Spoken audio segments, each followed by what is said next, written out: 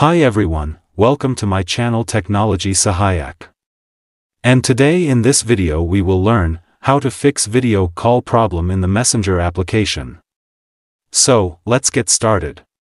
If you want to fix Messenger video problem, first of all go to your phone settings. And then go to app list according to your device settings. And from here find out Messenger application.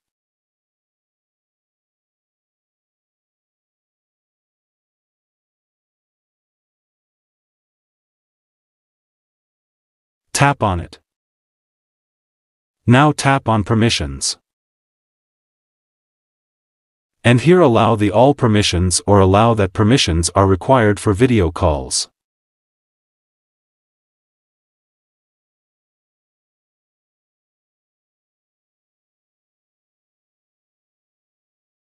After that go back from here.